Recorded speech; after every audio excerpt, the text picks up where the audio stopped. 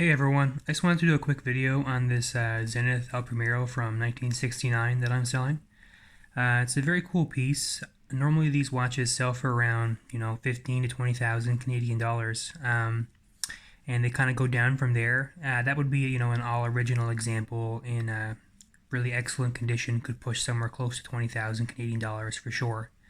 This watch here in particular, I'm selling for around 10,000 Canadian dollars, and I want to talk a little bit about why this one is less expensive than some of the other ones you may find. So this particular example still looks very nice. It's got the nice appearance of a watch, that's 50 years old, and it looks very representative of a El Primero from this era. But so the dial and hands here are original, which is very important. And the dial and the tachometer is actually a separate entity as well. So the tachometer is original, the dial is original.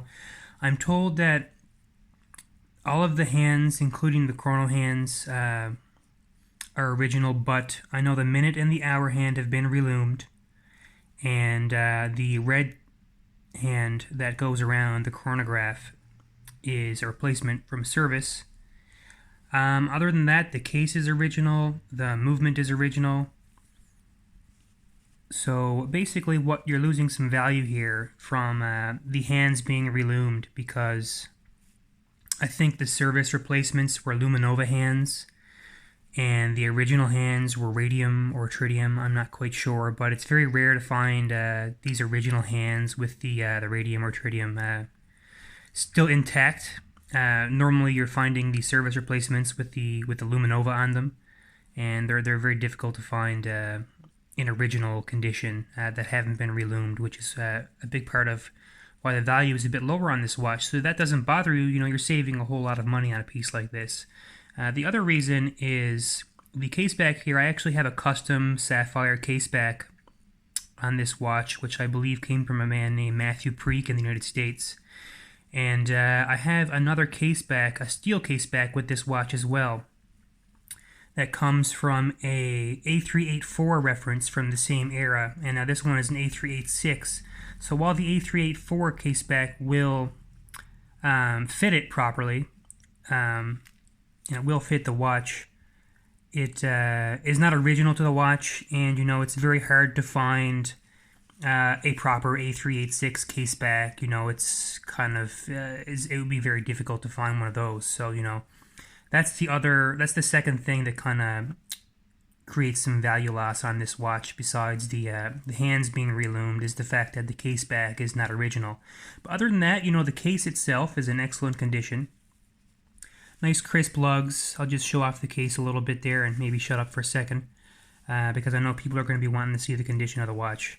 So, yeah, here we go.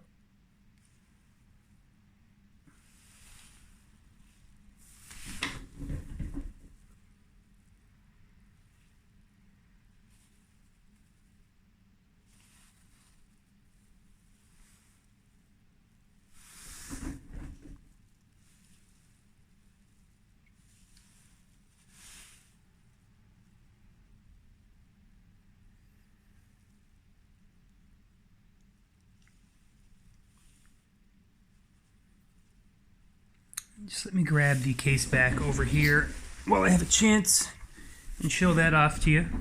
So this case back here, a little bit of dust on it, don't mind that. There doesn't appear to be any significant damage to the case back. And my sources have told me that, and the research that I've done does seem to indicate that this case back is probably not original and likely from an a384. I'm not 100% on that, but that's my best guess. Other than that, I believe the crown is original, or at least period correct for this watch, so correct for this watch. And I am not 100% sure on the pushers. They could very well be original, or they could be service pushers.